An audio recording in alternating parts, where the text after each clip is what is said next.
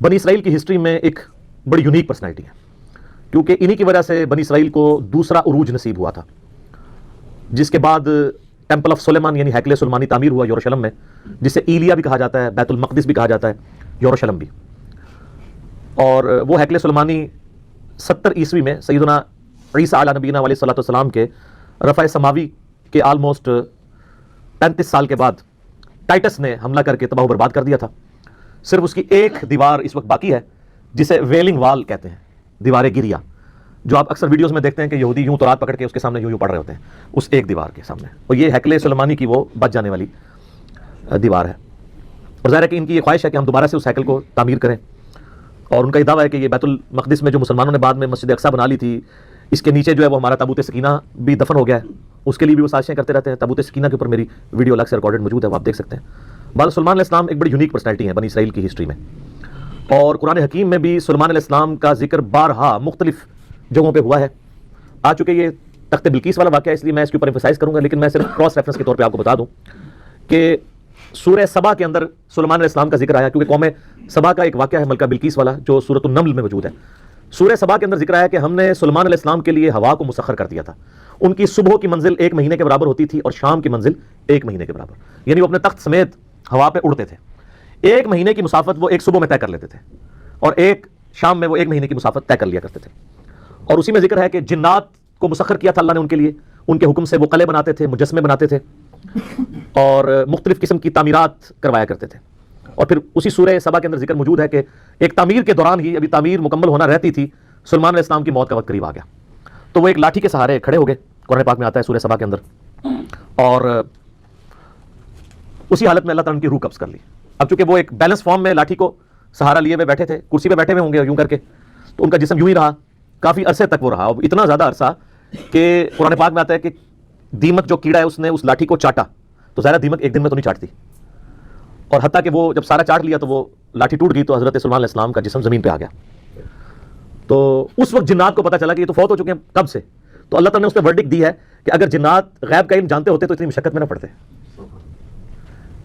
تو یہ اللہ تعالیٰ نے عقیدے کی بھی اصلاح کی ہے۔ دوسرا اس سے یہ بھی عقیدہ پتہ چلا کہ انبیاء کے جسموں کو اللہ تعالیٰ اسپیشل پروٹیکشن دیتا ہے مرنے کے بعد بھی۔ احادیث تو بہت موجود ہیں، لیکن جو لوگ منکرین حدیث ہیں وہ کہتے ہیں قرآن سے ثابت کریں کہ انبیاء کے جسم سلامت رہتے ہیں، تو سر یہاں سے ثابت ہوتا ہے۔ اور تیسری بات یہ بھی پتہ چلی کہ اللہ تبارک و تعالیٰ جو ہے وہ اپنے بندوں کے عقیدوں کی اصلاح کے لیے اس طرح کے واقعات کرتا ہے تاکہ وہ اس سے عبرت پکڑے۔ اس کے باوجود اگر کوئی عبرت نہ پکڑے تو اس کی اپنی بدبختی ہے، اور وہ عقیدہ رکھے کہ اللہ کے سوا کوئی اور بھی غیب جانتا ہے۔ غیبی خبر اللہ چیز ہے، وہ صرف انبیاء کے پاس آتی ہے۔ اور چوتھی بات یہ بھی ہے کہ حضرت سلیمان علیہ السلام کا جسم جب زمین پہ آیا تو کوئی ان کی گستاخی نہیں ہوگی۔ یہ ہوتے ہیں نا تو یہ کہتے ہیں نہیں وہ اچانک فرشتے نمودار ہوئے، انہوں نے اپنی ہتھیلیوں پہ لے لیا جسم، ٹھیک ہے، تو ایسے تو نہیں ہوا۔ تو کئی ایک رزلٹ نکلتے ہیں، تھوڑا سا تفکر کرنے سے پتہ چل جاتا ہے۔ اچھا، سورہ سعد کے اندر 99 دمیوں کا ذکر ہے، ایک واقعہ حضرت سلیمان علیہ السلام ان کے والد داؤد علیہ السلام کا، اس پہ میرا الگ سے کلپ ریکارڈڈ موجود ہے، وہاں پہ بھی ڈیٹیل سے ان 2 باپ بیٹا کا ذکر آیا ہے۔ اور اللہ تعالیٰ فرمایا ہم نے ان کو حکمت دی تھی، جنات پہ ان کی حکومت تھی، ان کے حکم سے وہ بڑی بڑی عمارتیں بھی تعمیر کرتے تھے اور سمندروں میں غوطے لگا کے چیزیں بھی نکالتے تھے جنات، یعنی اللہ تعالیٰ نے ان کے لیے مسخر کر دیا تھا۔ پھر سورۃ البقرہ میں بھی اللہ تعالیٰ نے سلیمان علیہ السلام کے دور کا ذکر کیا کہ شیاطین کا انٹریکشن عوام الناس سے بہت زیادہ بڑھ گیا تھا جنات کا اس دور کے اندر۔ اور اسی دور کے اندر سورۃ البقرہ میں آتا ہے کہ ہاروت اور ماروت 2 فرشتے تھے جو اللہ تعالیٰ کی طرف سے آزمائش کے طور پہ نازل ہوئے، اور وہ لوگوں کو جادو سکھایا کرتے تھے اور ساتھ بتاتے تھے کہ یہ تمہاری آزمائش ہے، سیکھو نا۔ اور وہ اللہ تعالیٰ ایسا علم سکھاتے تھے جادو کے ذریعے جس سے میاں بیوی میں جدائی ڈال دیں، اور وہ ساتھ بولتے تھے کہ ہم تمہاری آزمائش ہیں۔ ظاہر ہے شر بھی جتنا ہے وہ اللہ ہی نے پیدا کیا نا، من شر ما خلق، میں ہر اس چیز کے شر سے تیری پناہ میں آتا ہوں جو تو نہیں پیدا کی ہے، تو آزمائش کے طور پہ۔ وہ ہاروت اور ماروت کا پھر اکثر لوگ پوچھتے ہیں جی وہ پھر وہ ہاروت اور ماروت الٹے لٹکے ہوئے ہیں، یہ ہو گیا۔ وہ فرشتے تھے میرے بھائی، فرشتے اللہ کے حکم کی نافرمانی نہیں کرتے، وہ کہتے ہیں کسی عورت پہ وہ عاشق ہو گئے تھے، اور یہ سب کچھ جھوٹے واقعات ہیں۔ فرشتے کبھی بھی رائے راستے نہیں ہٹتے، قرآن پاک میں جا بجا یہ چیز آئی ہے کہ فرشتے تو سورہ تحریم کے اندر بھی ہے کہ وہی کام کرتے ہیں جو اللہ ان کو حکم دیتا ہے، اس کی سرتابی کر ہی نہیں سکتے۔ ابلیس نے اس لیے کی کہ کان من الجن ففسق عن امر ربی، وہ جنوں میں سے تھا، سورۃ الکہف کی آیت نمبر 50 میں آتا ہے، اس لیے اس نے اپنے رب کی نافرمانی کی، اس نے حضرت آدم علیہ السلام کو سجدہ نہیں کیا، باقی سب فرشتوں نے کیا تھا۔ تو یہ آپ کو سورۃ البقرہ میں اس حوالے سے بھی ڈیٹیل مل جائے گی۔ رہا تخت بلقیس والا واقعہ، یہ سورۃ النمل میں بڑی ڈیٹیل کے ساتھ اللہ تعالیٰ نے حضرت سلیمان علیہ السلام کی زندگی کے چند واقعات کو ذکر کیا ہے 30 آیات کے اندر، آیت نمبر 15 سے لے کے 44 تک مسلسل 30 آیات میں سلیمان علیہ السلام کا اللہ تعالیٰ نے ذکر خیر کیا ہے۔ سٹارٹ اسی سے لیا کہ وہ اپنے امتیوں سے کہتے ہیں کہ دیکھو اللہ تعالیٰ نے ہمیں کثیر مخلوق پہ فضیلت دی ہے، ہمیں جانوروں کی بولیاں سکھا دی ہیں، جنات کو، ہواؤں کو، پرندوں کو ہمارے لیے مسخر کر دیا ہے. اللہ تعالیٰ نے ساری قدرت دی ہوئی تھی. اور وہیں پر یہ بھی ذکر آتا ہے کہ ان کی فوج کے لشکروں میں تمام جن انسان اور جاندار جتنے بھی ہیں ان میں سے ہر ایک کی ان کی علیحدہ فوج تھی. جس طرح آج کل آپ کہتے ہیں نا یعنی ایئر فورس, آرمی, نیوی, ان کے پاس نیوی کے لیے بھی جنات موجود تھے. ایئر فورس سارے پرندے ان کے حکم پہ مسخر تھے, ہوا ان کے حکم سے چلتی تھی, اور انسان بھی موجود تھے. اور پھر اسی میں ذکر آتا ہے جس کی وجہ سے سورت کا نام ہی سورہ النمل ہے. نمل عربی میں کہتے ہیں چیونٹی کو. وہ اپنے لشکر کے سمیت گزر رہے تھے تو چند چیونٹیاں تھیں, ان کی ملکہ ان کو کہتی ہے, قرآن نے اس کا قول نقل کیا ہے کہ سلیمان علیہ السلام اپنے لشکر سمیت آ رہے ہیں, کہیں ایسا نہ ہو بے خبری میں وہ ہمیں پاؤں کے نیچے کچل دیں. تو پھر وہ چیونٹی باقی چیونٹیوں کو کہتی ہے کہ تم لوگ اپنے بلوں میں چلی جاؤ. یعنی چیونٹیوں کا یہ عقیدہ تھا کہ حضرت سلیمان علیہ السلام اور ان کے جتنے صحابہ ہیں ان کو علم غیب کوئی نہیں ہے, کیونکہ تبھی تو کچل دیں گے نا, الا یہ کہ اللہ ان کو بتا دے. اچھا, آپ بزرگوں کے علم غیب لے کے بیٹھے ہوئے, تو اس میں اللہ تعالیٰ نے سلیمان علیہ السلام کو اس چیونٹی کی بات سنوا دی. تو سلیمان علیہ السلام اس پر مسکرائے, اور مسکرا کے یہ نہیں کہا کہ مجھے علم غیب ہے, کہا کہ اللہ کا شکر ہے کہ اللہ تعالیٰ نے یعنی مجھے یہ کوالٹی دی ہے کہ اللہ تعالیٰ نے اس چیونٹی کی بات مجھے سنوا دی ہے. ہر جگہ آپ کو سلیمان علیہ السلام کا کریکٹر نظر آئے گا, گاڈ اورینٹڈ. ویسے یہودیوں میں ایک گروہ ایسا بھی ہے جو سلیمان علیہ السلام سے سخت نفرت کرتا ہے, اور بڑے بڑے ان کے اوپر اسکینڈل بھی بنائے ہوئے انہوں نے, کیونکہ سلیمان علیہ السلام بڑے کٹر قسم کے موحد تھے. تو توحید و عزم نہیں ہوتی نا. ہر جگہ آپ کو نظر آئے گا سلیمان علیہ السلام جب بھی کوئی کام ہوتا ہے نا, اپنے تو کسی کمال کا ذکر ہی نہیں کرتے, وہ کہتے ہیں اللہ نے مجھے آزمایا, اللہ نے مجھے دیا ہے تاکہ میں اللہ کا شکر ادا کروں, اللہ مجھے جانچ رہا ہے کہ میں نے, وہ تو سینٹرڈ اراؤنڈ گاڈ. اور یہی ایک موحد کی نشانی ہوتی ہے. اور وقت کا پیغمبر تو امام الموحدین ہوتا ہے نا, تمام موحدین کا امام ہوتا ہے. تو وہ چیونٹی جو ہے نا, اس کی گفتگو حضرت سلیمان علیہ السلام سن کے مسکراتے ہیں اور پھر اللہ تعالیٰ کا شکر ادا کرتے ہیں کہ مجھے اللہ نے یہ کوالٹی دی ہے. اس کے بعد پھر ذکر آتا ہے کہ اسی دعا میں وہ کہتے ہیں کہ اے اللہ مجھے بخش دے, مجھے اپنی رحمت سے اپنے نیک بندوں میں داخل فرما, اور یہ جو تو نے مجھے اس طرح کی نعمتیں دی ہیں تو مجھے اس قابل بنا کے میں تیری نعمتوں کا شکر ادا کرتا رہوں. یہاں کہتے ہیں بزرگوں کا کمال ہے, فلاں کی نگاہ کرم. حالانکہ وہ کہہ سکتے تھے میرے ابا جی دیا دعاواں نے, انہوں نے فیض ہے, میں انہوں نے مرید ہے نا. ابا وہ ہے بھی تھا, داؤد علیہ السلام پیغمبر تھے, سب کچھ گاڈ اورینٹڈ ہے. ایک پیغمبر کا باپ بھی پیغمبر ہے تو وہ اپنی کسی کوالٹی کو اپنے پیر کی طرف منسوب نہیں کر رہا, جو واقعی جینون پیر ہے اللہ کی طرف منسوب کر رہا. اس لیے تو آپ کو کہا جاتا ہے نا کہ آپ قرآن ڈائریکٹ نہیں پڑھنا, آپ گمراہ ہو سکتے ہیں, کیونکہ آپ یہ سوچیں گے نا. تو اس لیے تو ہم کہتے ہیں مرنے سے پہلے اے مسلمان کر لے اس پہ غور, کتابوں کا خدا اور ہے, بابوں کا خدا اور. اور جب تم غور کر لو اس کے بعد ایک بار یہ بھی کہنا ہے کہ نہ میں وہابی, نہ میں بابی, میں ہوں مسلم علمی کتاب. نہ ہم سو کارڈ وہابی ہیں, تو علمی بات کریں تو اس کو کہتے ہیں وہابی ہے, اور نہ ہم بابوں کا دفاع کرنے والے بابی ہیں, ہم علمی کتابی مسلم ہیں الحمدللہ. اچھا, وہ سورہ نمل میں پھر آگے چلتا ہے کہ حضرت سلیمان علیہ السلام اپنے دربار میں بیٹھے ہوتے ہیں. اب سارے ان کے کمانڈر حاضر ہیں, جنوں کا کمانڈر بھی ہے, اسی طریقے سے انسانوں کے کمانڈر بھی, سارے ان کے سردار وہاں پہ جمع ہے. تو جو ان کی ایئر فورس کا کمانڈر تھا نا وہ ہدہد تھا. ہدہد ایک پرندہ ہے جس کی بڑی خوبصورت سی کلگی ہوتی ہے, جیسے مرغے کی ہوتی ہے, اور بڑا ایکسٹراڈنری پرندہ ہے. آپ جا کے گوگل پہ سرچ کریں, یوٹیوب پہ اس کی ویڈیوز دیکھیں کہ اللہ نے اس کو کیا صلاحیتیں دی ہوئی ہیں. وہ ان کا سمجھ لیں ایئر فورس کا چیف تھا. ٹھیک ہے, تو آپ نے فرمایا وہ کدھر غائب ہے, اور پھر ساتھ فرمایا کہ وہ اپنی غیر حاضری کی کوئی جسٹیفیکیشن مجھے پیش کرے, اور اگر اس نے کوئی ایسی جسٹیفیکیشن نہ پیش کی کہ وہ میرے دربار سے غائب کیوں ہے, تو میں اسے سزا دوں گا یا میں اسے ذبح کر دوں گا. بس یہ آپ ورڈک بولتے ہیں تو تھوڑی دیر بعد ہدہد آ جاتا ہے اور وہ اپنی جسٹیفیکیشن پیش کرتا ہے. اب ظاہر ہے وہ میں نے بتایا کہ سورہ نمل میں ہی آتا ہے کہ اللہ تعالیٰ نے جانوروں کی بولیاں سکھا دی تھی ان کو. تو حضرت سلیمان علیہ السلام اس سے پوچھتے ہیں کہ بتاؤ, اور سر پھر ہدہد دیکھیں کتنا پکا مواحد سی. وہ کہتا ہے کہ اے سلیمان علیہ السلام میں آپ کے لیے ایک ایسی خبر لے کے آؤں جو آپ کے علم میں بھی نہیں ہے. بابی نہیں تھا ہدہد, ہاں. اچھا, سلیمان علیہ السلام نے کہا کیا خبر لے کے آیا ہوں؟ ان کا میں ایک ایسی قوم کے پاس سے آیا ہوں کہ جن کی حکمران ایک ملکہ ہے, عورت, اور اس کا بہت بڑا ایک عرش یعنی اس کا تخت ہے جس پہ وہ بیٹھتی ہے. اب وہ آپ کو نا ویسے کھنڈرات بھی اس کے مل چکے ہیں, ایک پکچر میں ملی, انشاءاللہ ہم اس میں اٹیچ بھی کریں گے. آلموسٹ سمجھ لیں وہ کوئی آج کے دور کے اعتبار سے آپ دیکھ لیں کوئی 50 فٹ چوڑا, اور لمبائی میں تقریباً 100 فٹ, اور اونچائی میں بھی تقریباً 50 فٹ کے برابر. مختلف اقوال ملتے ہیں. یعنی اچھا خاصا بڑا اس کا تخت تھا جس پہ اس کے سارے وہ سردار ارد گرد بیٹھتے تھے, اور وہ پتھر کا بنا ہوا بڑا سا. ان کا میں نے ایک عورت دیکھی ہے, تو وہ آپ کے علم میں نہیں ہے کہ وہ حکومت کر رہی ہے ان پہ, اور بڑا اس کا ایک تخت ہے, اس کے کئی سردار ہیں, اور شیطان نے ان کے برے اعمال ان کی نظر میں سنوار دیے ہیں. وہ اللہ کو چھوڑ کے سورج کی پوجا کرتے ہیں. سر ایک ہدہد کو بھی ٹینشن ہے شرک کی, آپ ذرا یہ دیکھیں.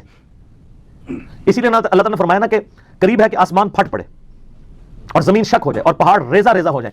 ام دعوا للرحمن ولدا, جو رحمان کے لیے بیٹا تجویز کرتے ہیں. اگر یہ شرک کی تکلیف کا احساس یہ آسمان, زمین اور پہاڑوں پہ ہو تو یہ بھی دب جائیں سے کہ اللہ کے لیے اس طرح کی باتیں لوگ کرتے ہیں. تو اور پھر وہ کہتا ہے کہ اب حدود کی بھی آپ تقریر دیکھیں جناب, کہ شیطان نے برے اعمال ان کی نظروں میں سنوار دی ہیں, اللہ کو چھوڑ کے وہ سورج کی پوجا کر رہے ہیں, حالانکہ عظمت اس اللہ کی ہے جو زمین و آسمان کا مالک ہے. ان کو تو چاہیے تھا اسے ہی سجدہ کریں, اور اس پہ آیت سجدہ بھی ہے. اللہ اکبر, سبحان الملک القدوس رب الملائکۃ والروح. تو اب حضرت سلمان علیہ السلام چونکہ توحید کے امام ہیں, دنیا پہ اللہ تعالیٰ کے ریپرزینٹیٹو ہیں, جب وہ یہ بات سنتے ہیں نا تو کہتے ہیں میں تیری اس بات کی تصدیق کروں گا کہ تو سچ کہہ رہا ہے یا جھوٹا بہانا تو نہیں کہیں کر رہا تو, ورنہ تو سلمان علیہ السلام کہتے ہیں کہ ہاں مجھے تو پہلے علم غیب اللہ تعالیٰ نے دیا ہوا ہے, میں تو اتنی دور میں دیکھ سکتا ہوں, وہ تو اللہ دکھائے گا تو دیکھیں گے نا. تو حضرت سلمان علیہ السلام نے ایک خط لکھا اور اس ہدہد کو کہا. اچھا یہ کوئی سٹوری نہیں ہے جو آپ کے علماء بیان کر رہے ہوتے ہیں, یہ ورڈ بائی ورڈ سورہ النمل آیت نمبر جو ہے وہ 15 سے لے کے 44 تک 30 آیات ہے. جو چیز ان آیات سے ہٹ کے آئے گی میں اس کو مینشن بھی کر دوں گا. تو وہ خط لکھ کے دیتے ہیں کہ یہ خط لے جاؤ اور جا کے ملکہ جو ادھر کیا ہے, ملکہ بلقیس جو ہے یہ اسرائیلی روایتوں میں آتا ہے, قرآن میں صرف ایک عورت کا ذکر ہے کہ جو حکومت کرتی تھی, اور خط اس کو دے کے پھر دیکھنا اس کا کیا جواب دیتے ہیں. ہدہد جناب لے کے خط پہنچا ہے اور جا کے اب ہدہد ایک خط لے کے آ رہا ہو اور ملکہ کے وہ جا کے بیڈ روم میں سیدھا جا کے لینڈ کرتا ہے, کوئی سیکورٹی گارڈ کوئی کچھ نہیں روک سکتا, وہ کھڑکی سے آ کے اس میں لینڈ کر کے سامنے لا کے اس کے خط پھینکتا ہے. تو حضرت سلمان علیہ السلام کا خط وہ کھولتی ہے تو وہ اس خط میں تو 2 ٹوک جملے لکھے ہوتے ہیں, انہ من سلیمان و انہ بسم اللہ الرحمن الرحیم, اور تم سر تسلیم خم کر کے فوراً میرے پاس حاضر ہو جاؤ. ٹھیک ہے, بس یہ 2 لائنوں کا ایک جملہ ہوتا ہے. جب وہ اپنے سرداروں سے مشورہ کرتی ہے تو وہ کہتی ہے میرے پاس ایک معزز خط آیا ہے, اور یہ معزز خط سلیمان کی جانب سے ہے. انہ من سلیمان, سورہ النمل آیت نمبر 30, یہ واحد مقام ہے جہاں سورت کے اندر بسم اللہ شریف آئی ہے. ایک عزت والا خط آیا ہے. عزت والا وہ اس لیے کہتی ہے وہ اس کو پتہ چل گیا کہ غیر معمولی بندہ ہے کہ ہدہد جس کا خط لے کے آ رہا ہے میرے پاس, تو ظاہر ہے یہ کوالٹی تو اس کے پاس نہیں تھی کہ یہ کوئی کتنا بڑا بادشاہ ہے کہ جس کو اللہ نے یہ حکومت دی ہے کہ جانوروں میں بھی اس کی حکومت ہے. تو وہ کہتی ہے کہ ایک معزز خط میرے پاس آیا ہے جو سلیمان کی جانب سے ہے اور وہ اللہ کے نام سے شروع ہو رہا ہے. اس سے یہ سنت ٹھہری کہ جب آپ کوئی خط لکھیں کسی کو تو بسم اللہ سے اس کا آغاز کریں, اور اس میں یہ ہے کہ سر تسلیم خم کرو اور میرے پاس حاضر ہو جاؤ. تو وہ اپنے سرداروں سے کہتی ہے کہ میں تمہیں پتہ ہے کہ میں کوئی کام اس وقت تک نہیں کرتی جب تک کہ میں مشورہ نہ کر لوں, ہر معاملے میں تم سے میں مشورہ کرتی ہوں. تو ہمیں سبا کی وہ ملکہ تھی, تو مجھے بتاؤ تم مجھے کیا مشورہ دیتی. تو سردار تو آپ کو پتا ہے جو ان کی تو ایک خاص جنگجو نیچر ہوتی ہے, انہوں نے کہا ہم تو بڑے طاقتور ہیں, بڑے زور آور ہیں, ہم ہر طرح کے بادشاہ کا مقابلہ کر سکتے ہیں, آپ ہمیں حکم دیں دیکھی جائے گی. لیکن وہ تو سمجھدار ہوتی ہے نا, جسے مجھے بھی آگے لوگ پھونک چڑھا رہے ہوتے ہیں, لیکن جو بندہ ڈرائیونگ سیٹ پہ بیٹھا ہوتا ہے اس کو پتا ہوتا ہے کہ کام کو کس حکمت سے لے کے چلنا ہے. تو وہ ملکہ کہتی ہے کہ اس کو تو اندازہ ہو گیا کہ یہ کوئی عام بندہ نہیں ہے, ان کی ساری پھوپھا نکال دے گا وہ. تو وہ کہتے ہیں کہ وہ ملکہ آگے کہتی ہے, اس کے الفاظ اللہ تعالیٰ نے نقل کیے ہیں, وہ کہتی ہے کہ یاد رکھنا بادشاہ جب کسی ملک میں داخل ہوتے ہیں نا تو وہاں کے شرفاء کو ذلیل کر دیتے ہیں.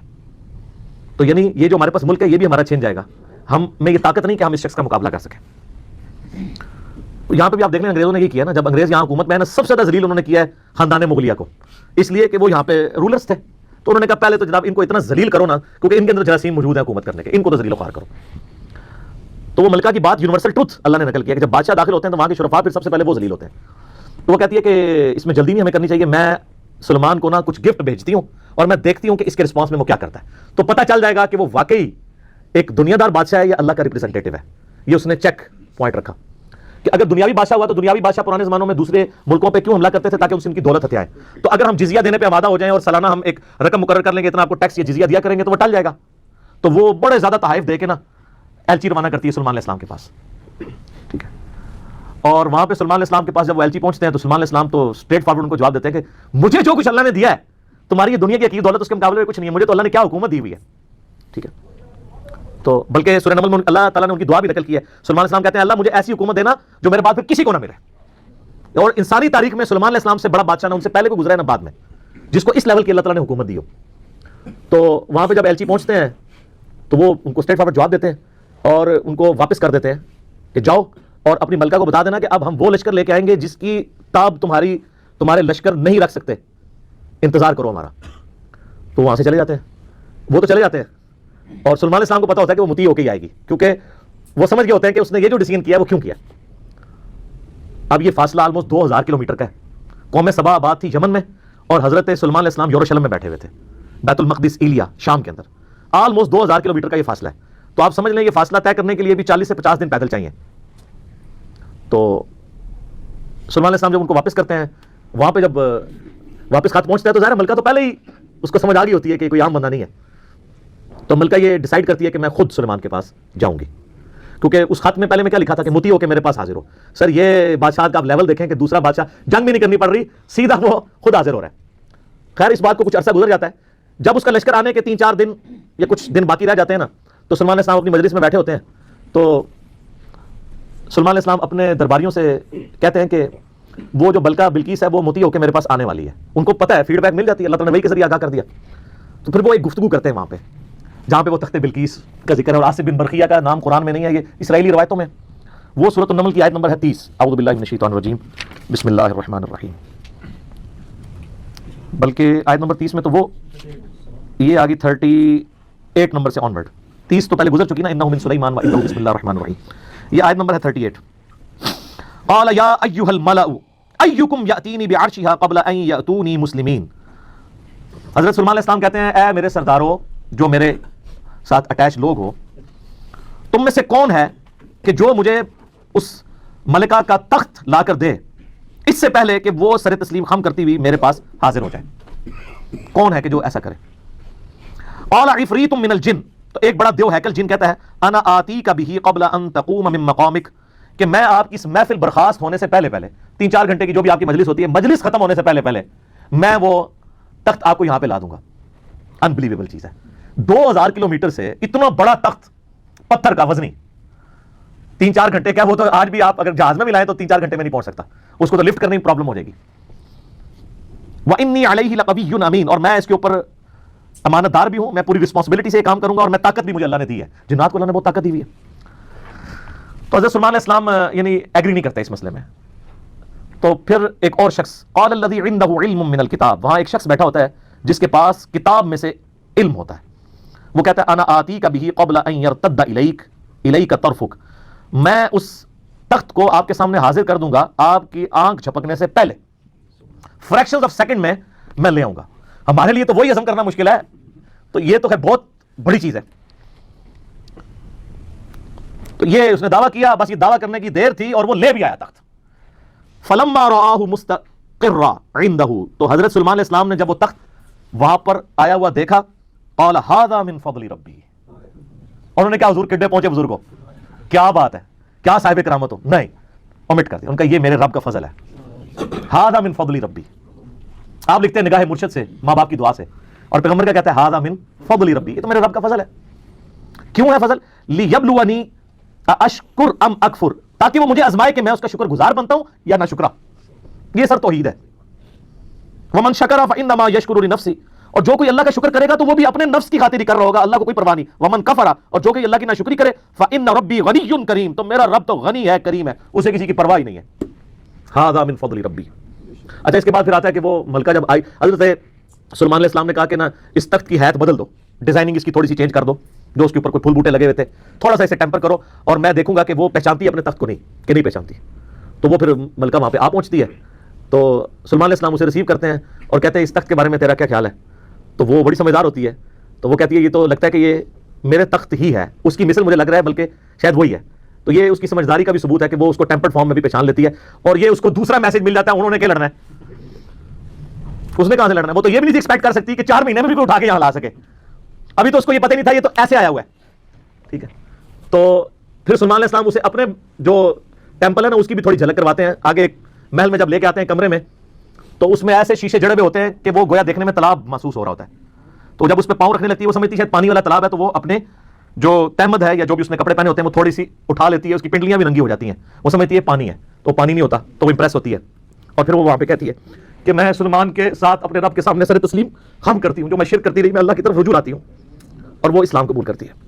باقی اسرائیلی روایتوں میں پھر ملتا ہے کہ سلیمان علیہ السلام کا نکاح اس کے ساتھ ہوتا ہے. قرآن نے اس چیز کو ایڈریس نہیں کیا, قرآن تو بس کنکلوڈ اس پہ کرتا ہے کہ وہ مسلمان ہو جاتی ہے. نہ وہ بریلوی ہوتی ہے, نہ دیوبندی ہوتی ہے, نہ اہل حدیث ہوتی ہے, نہ شیعہ ہوتی ہے, بلکہ مسلمان ہو جاتی ہے. اور آپ یہ الفاظ دیکھیں جناب, مسلمان ہی ہے ہر طرف. ہاں, قالت رب انی ظلمت نفسی, وہ کہتی ہے میرے رب میں اپنی جان پہ ظلم کرتی رہی اس سے پہلے. واسلمت مع سلیمان للہ رب العالمین, اور میں سلیمان کے ساتھ سر تسلیم خم کرتی ہوں اس رب کے سامنے, اللہ کے سامنے جو سارے جہانوں کا پالنے والا ہے. میں سر تسلیم خم کرتی ہوں, میں مسلم ہوتی ہوں. تو وہ اپنا آپ اپنے رب کے حضور سر تسلیم خم کر دیتی ہے. تو یہ واقعہ یہاں پہ مکمل ہوا. اب وہ یہ کہتے ہیں جناب کہ جی وہ انہوں نے فکر لگ, اچھا اس سے تو توحید اخذ کرنی چاہیے تھی, یہ چکر میں پڑ کے کہتے ہیں جو بندہ لبو کیڑا جائے جنہیں اینڈ کر کے تخت لے کے آئے, وہ بندہ اگر امپورٹنٹ ہوتا نا تو اللہ تعالیٰ اس کی تعریف وہاں پہ بیان کرتا, اس کے تو فوراً ساتھ ھذا من فضل ربی آ گیا. وہ کہتے ہیں جی کوئی ولی اللہ تھا, تو اب اس کا مطلب ولی اللہ یہ سب کچھ کر سکتے ہیں. اچھا جی تو پھر کیا کریے جو کر سکتے ہیں, تو وہ کہتے ہیں آپ رفع دین کرنا چھوڑ دیں کیونکہ ایسے ولی اللہ رفع دین نہیں کرتے. یہی کچھ کہنا چاہ رہے ہوتے ہیں نا آپ, جو ہے ایاک نعبد و ایاک نستعین پڑھنا چھوڑ دیں, آپ ان بابوں کو پکارنا شروع کر دیں. یہ کہنا چاہ رہے ہوتے ہیں وہ اصل میں. تو تواڈے تے اللہ نے بلا چھڑ دیتی ہے, ہن تک تواڈے نال ہوندی کیا ہے, میں انہاں دی انجین نہیں کر لگا. ہو چکی ہے، لیکن آج میں اس ایک واقعے کی کرنے لگوں انشاءاللہ تعالی۔ قرآن پاک خاموش ہے کہ یہ کون تھا بندہ، یہ جن تھا، انسان تھا، فرشتہ تھا، پیغمبر تھا؟ کہا وہاں پہ ایک شخص تھا جس کے پاس کتاب کا علم تھا۔ قرآن کی روح سے تو کتاب کا علم جو ہے نا وہ پیغمبر کو دیا جاتا ہے، عین ممکن ہے وہ پیغمبر ہو، کیونکہ ایک وقت میں کئی پیغمبر اگلے زمانوں میں ہوا کرتے تھے۔ عین ممکن ہے وہ کوئی فرشتہ ہو، جیسا کہ بخاری مسلم میں حدیث ہے، اے اللہ روح قدس کے ذریعے حسان کی مدد فرما۔ حسان ابن ثابت شعر کہتے تھے تو اللہ تعالیٰ کے حضور نبی علیہ السلام نے دعا کی کہ جبرائیل علیہ السلام کے ذریعے اس کی مدد فرما، جس طرح قرآن پاک میں آتا ہے عیسیٰ علیہ السلام کی اللہ نے مدد کی تھی روح قدس کے ذریعے کہ وہ مٹی کی مورت میں پھونک مارتے تھے وہ پرندہ ہو جاتی تھی، مادرزاد اندھے اور کوڑیوں پہ ہاتھ پھیرتے تھے تو اس کو شفا ہو جاتی تھی، روح قدس کے ذریعے حضرت عیسیٰ علیہ السلام کی مدد کی گئی۔ تو یہاں پہ بھی سلمان علیہ السلام کی مدد کسی فرشتے کے ذریعے کی گئی ہو، اہم ممکن ہے۔ اور امام فخر الدین رازی المتوفا 606 ہجری، جنہیں صوفیاء بھی امام مانتے ہیں اور علماء کا طبقہ بھی امام مانتا ہے، انہوں نے بڑی ایک مشہور تفسیر لکھی، تفسیر کبیر، بڑی بڑی خرافات ہیں اس تفسیر میں، اچھی چیزیں بھی ہیں۔ وہ بضد ہے کہ یہ جو الفاظ ہیں نا کہ وہ شخص جس کے پاس کتاب کا علم تھا یہ خود حضرت سلیمان علیہ السلام ہی تھے۔ سلیمان علیہ السلام خود وہ تخت لے کر آئے اور ان کا ھذا من فضل ربی، دیکھو میں لے آیا ہوں یہ۔ اچھا اب انسانوں کو مصیبت پڑ گئی ہے، پوری تصوف کھڑی تھی اس واقعے پہ، صوفیوں کے امام اور ایسا امام جسے علماء بھی امام مانتے ہیں، وہ کہتے ہیں سلیمان علیہ السلام آپ لے کے آئے ہیں۔ اب اگر سلیمان علیہ السلام لے آتے ہیں تو ساری بابیں ختم، ٹھیک ہے؟ تو یہ میں نے علمی طور پہ بات کی، لیکن یہ ان کی جو تفسیر ہے یہ قرآن میں فٹ نہیں بیٹھتی۔ قرآن پاک اس معاملے کو اس سے زیادہ اہمیت نہیں دیتا کہ اللہ تعالیٰ کی قدرت کا اظہار ایک شخص سے ہوا جو حضرت سلیمان علیہ السلام کا درباری تھا، چاہے وہ جن تھا، فرشتہ تھا، یا کوئی پیغمبر تھا، انسان تھا، کوئی بھی تھا۔ اس کے بعد ہمیں رویہ بتایا گیا کہ ہم نے اللہ کی طرف رجوع لانا ہے۔ یہ نہیں کہا گیا کہ اس سے آپ نے اپنے بزرگ بابے ثابت کرنے ہیں، یہ بالکل غلط ایٹیچیوڈ ہے۔ اور اس کے اوپر یہ ڈاکٹرن کھڑا کرنا کہ جی حضرت سلیمان علیہ السلام کے امتی کی اگر یہ شان ہے تو نبی علیہ السلام کے امتیوں کی شان اس سے زیادہ ہوگی۔ شان زیادہ ہونے کے لیے کمالات کا زیادہ ہونا ضروری نہیں ہوتا۔ قرآن تو شان کی بنیاد علم بتاتا ہے، اور اس کے بعد اگر آپ کی نسبت بھی ہے، جیسے نبی علیہ السلام کو اللہ نے اگلی امتوں پہ ان کی امت کو فضیلت دی ہے نبی علیہ السلام کی وجہ سے، کنتم خیر امۃ اخرجت للناس، اور نبیوں والا کام دیا ہے، تأمرون بالمعروف وتنہون عن المنکر وتؤمنون باللہ۔ تو یہ اس قسم کے رزلٹ نکالنے کی کوشش کرتے ہیں، تو میں اب ان کو سمجھانے کے لیے ایک بات کر رہا ہوں کہ یہ تو امتی کی بات ہو رہی ہے نا، ہمارے محبوب صلی اللہ علیہ وآلہ وسلم ان کے بارے میں جو ہمارا عقیدہ ہے وہ کیا ہے؟ صحیح مسلم میں حدیث ہے کہ شب معراج آپ علیہ السلام نے انبیاء کی امامت فرمائی، تو امام الانبیاء ہوئے نا۔ اچھا کیا اس کی بنیاد میں ہم یہ ماننا شروع کر دیں کہ اگلے نبیوں کی جو جو کوالٹیز تھیں وہ ہمارے پیغمبر میں موجود ہے؟ تو ایسے نہیں ہو سکتا۔ کلی فضیلت ضرور ہے، کئی ایک چیزیں ہیں جو اگلے انبیاء کو جزوی طور پہ فضیلت حاصل تھی جو ہمارے نبی علیہ السلام کو حاصل نہیں ہے، کلی فضیلت ہمارے پیغمبر کی ہے صلی اللہ علیہ وآلہ وسلم۔ میں آپ کے سامنے رکھتا ہوں، حضرت آدم علیہ السلام کو فرشتوں نے سجدہ کیا نا، کیا ہمارے نبی علیہ السلام کو کیا یا ہم اپنے نبی علیہ السلام کو سجدہ کر سکتے ہیں؟ تو آپ کی انالوجی مانی جائے کہ اگلے سارے نبیوں کی شان یہاں پہ جمع ہو، پھر تو سارے امتیوں کو چاہیے حضور کو سجدہ کریں۔ وہ تو ابو داؤد ترمذی نے ماجہ میں حدیث ہے، ایک صحابی نے جب سجدہ کیا، میں سر اٹھا کیا کر رہا ہے، جب میں فوت ہو جاؤں گا تو میری قبر سے گزرو گے کیا وہاں پہ بھی سجدہ کرو؟ ان کا نہیں یا رسول اللہ، تو فرمایا مجھے کو سجدہ کر رہے ہو، اگر میں سجدہ جائز سمجھتا تو بیویوں سے کہتا کہ اپنے خامدوں کو سجدہ کریں اس حق کے سبب جو اللہ نے ان کو دیا ہے، تو سجدہ تعظیمی بیان ہو گیا نا ہمیشہ کے لیے۔ اچھا بخاری اور مسلم دونوں میں آتا ہے کہ قیامت والے دن سب لوگ ننگے اٹھائے جائیں گے اور سب سے پہلے اللہ تعالیٰ ابراہیم علیہ السلام کو لباس پہنائے گا، تو یہاں پہ ابراہیم علیہ السلام کی جزوی فضیلت ہے۔ بخاری مسلم دونوں میں حدیث ہے کہ قیامت والے دن جب اللہ تعالیٰ مجھے اٹھائے گا تو میں دیکھوں گا کہ موسیٰ علیہ السلام مجھ سے پہلے ہی اللہ کے عرش کا پایا تھامے ہوئے کھڑے ہیں، مجھے نہیں پتا کہ ان پہ قیامت کی بے ہوشی طاری نہیں ہوئی یا مجھ سے پہلے اللہ نے ان کو زندہ کر دیا ہے، اس بے ہوشی کے سبب جو دنیا میں اللہ کی تجلی کی وجہ سے ہوئی تھی۔ یہاں پہ موسیٰ علیہ السلام کو جزوی فضیلت حاصل ہے۔ عیسیٰ علیہ السلام بغیر باپ کے پیدا ہوئے نا، یہ تو سب سے بڑی پکی اور اینٹی وینم اور علمی الزامی جواب ہے، تو یہ ان کی فضیلت ہے نا، یہ فضیلت آپ ہمارے نبی علیہ السلام کے لیے ثابت کر سکتے ہیں؟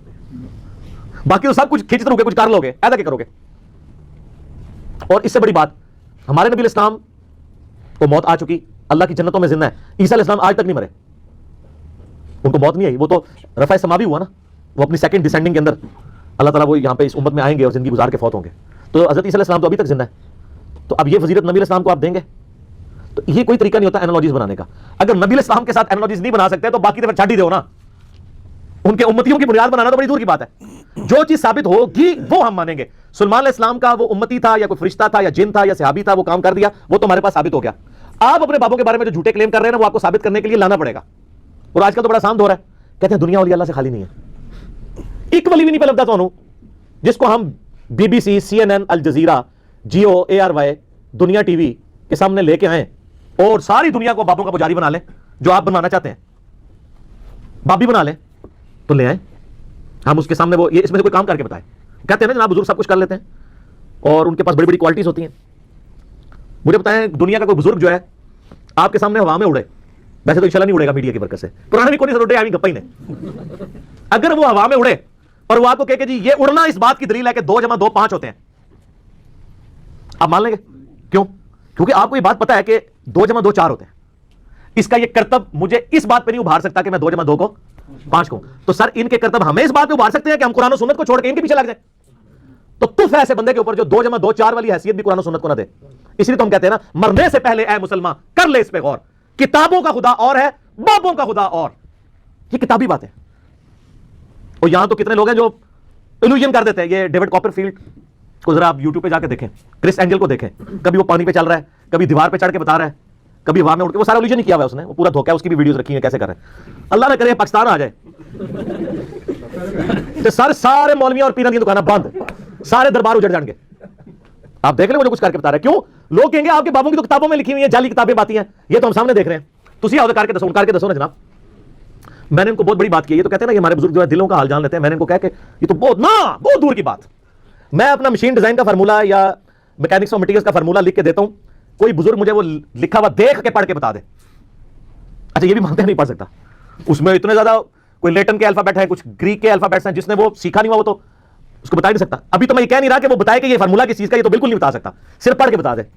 تو وہ کیسے کوئی اس طریقے سے معاملات کر سکتا ہے؟ سب کچھ جھوٹ کے اوپر چل رہا ہے. باقی اگر آپ نے منوانا ہے اے کوڑا تے میدان ہو. میں ان کو بار بار کہہ رہا ہوں آپ کی بزرگی ہم نے چاٹنی ہے، بلکہ میں اپنے بارے میں کہتا ہوں اگر میں بزرگ ہوں اور میرے پاس یہ کوالٹیز ہے تو مجھے مر جانا چاہیے. اور جس طرح ایک بابا جی کہتے ہیں نا، اوے امت مر جائے حضور دے خاکے پہ بن دے جے. امت سر بعد مرے، پہلے تو وہ مرے نا جنہیں بارے تہاڈا عقیدہ ہے کہ وہ دنیا کا نظام چلا رہے ہیں. وہ کیوں نہ پہلے مرے جس کے پاس اختیار بھی ہے کہ وہ یوٹیوب سے وہ ویڈیوز نہ گستاخانہ ڈیلیٹ کرا سکے. تو آپ کو یہ کہنا چاہیے سب سے پہلے ہمارے وہ بزرگ مر جائیں کہ بزرگی وہ کلیم کیے ہوئے ہیں اور یوٹیوب پہ نبی علیہ السلام کی گستاخانہ ویڈیوز اپلوڈڈ ہیں، ہم نہیں ڈیلیٹ کروا سکتے. میں اپنے اوپر کہتا ہوں مجھ پہ لعنت ہو کہ اگر میرے پاس اختیار اور میں ویڈیوز نہ ڈیلیٹ کروا سکوں. اور آگے اس کو آپ خود اپلائی کرتے ہیں جس کے اوپر کروانا ہے. یہ باتیں کرنا آسان ہے نا، تو یہ کر کے بتائیں. اور جی وہ کہتے ہیں جناب وہ جی نگاہ مارتے ہیں، ایسے نگاہ اٹھاتے ہیں جناب عرش پہ، نیچے تک دے جناب 7 زمینہ تیل بھی کراس. تیل دینا گھاٹے فٹ ہو گیا جی. تیل کسی بزرگ نے دریافت کیتا یار. یعنی کتنے انرجی کرائسس ہیں پاکستان کے اوپر. دنیا میں جو پہلا تیل کا کنواں ہے اس کو بمشکل 200 سال ہوئے ہوں گے. پنسلوینیا میں امریکن اسٹیٹ میں سر ایڈون نے دریافت کیا. داڑھی تھی ان کی پوری مٹھی تھی لیکن مسلمان نہیں تھے. کسی بزرگ نے تیل دریافت کیا. تو یہ کیا زمین کے اندر 7 زمینوں کے نیچے جا کے دیکھتے رہے، تیل نظر ہی نہیں آیا انہوں. کہانی جھوٹ. اچھا وہ ہمارے پاس ایک ہمارے محلے دار ہے نا، وہ کہتے ہیں جناب وہ میں نے تو آئے دن داتا صاحب آ کے منو ملتے ہیں.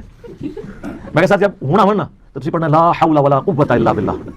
اگر غائب ہو گئے تو شیطان ہے، اگر وہ جمے رہے تو بزرگ نے. کہتے نہیں تو استغفار گستاخی ہے. کیوں گستاخی ہے؟ بخاری مسلم کی حدیث ہے کہ جنت کے خزانوں میں سے خزانہ اللہ نے مجھے دیا لا حول ولا قوت الا باللہ. میں نے کہا میرے سامنے لا حول ولا قوت الا باللہ پڑھو میں غائب نہیں ہوں گا. اعوذ باللہ من الشیطان الرجیم پڑھو میں غائب نہیں ہوں گا. میں تو خوش ہوں گا. اگر کوئی اولیاء اللہ میں سے ہے تو وہ اسم اعظم سن کے تو خوش ہوگا، بلکہ بزرگوں کو حاضر کرنا ہو تو پڑھنا چاہیے لا حول ولا قوت الا باللہ. وہ خوش ہو کے حاضر ہو جائیں، اسم اعظم ہے نا یہ. تو چونکہ لا حول ولا قوت الا باللہ پڑھتے نہیں ہیں، وہ شیطان نے غائب بھی نہیں ہوتا. کدے وہ کہتے ہیں خضر ہے، کدے کچھ کہتے ہیں، کدے کچھ کہتے ہیں، بالکل جھوٹ بولتے ہیں. اور پھر وہ لیم ایکسکیوز کیا دیتے ہیں، کہتے ہیں دیکھیں جی یہ موبائل انگریزوں نے بنایا ہے، اتنی ہی دور سے سن لیتا ہے تو اللہ ولی نہیں سن سکتا.